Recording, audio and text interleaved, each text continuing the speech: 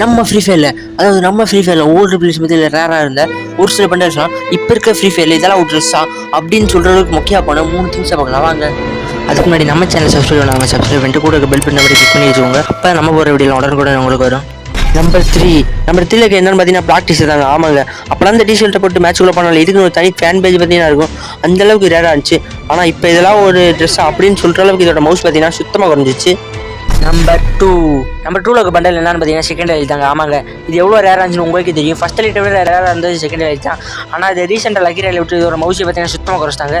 அப்போல்லாம் 100 ஒரு ஆள்கிட்ட மட்டும் அந்த பண்டல் பார்த்தீங்கன்னா இருக்கும். ஆனால் இப்போ மேட்ச்சில் யாரை பார்த்தாலும் செகண்ட் எலைட் தான் போட்டு விளாண்டுட்டு இருக்காங்க. நம்பர் 1 என்ன இருக்குன்னு பார்க்குறோம். நீங்கள் பிஆர் ரங்கில் எத்தனை விட்ட ஹீரோ போயிருக்கீங்க மறக்காமல் கமெண்ட் பாக்ஸில் கமெண்ட் பண்ணிட்டு போயிருங்க.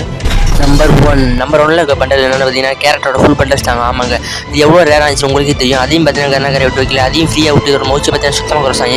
அப்போல்லாம் ஸ்டோரில் 800 டைமண்ட் 1000 டைமண்ட் கொடுத்து வாங்கின பண்டல்ஸ் இப்போ ஃப்ரீயாக விட்டு ரொம்ப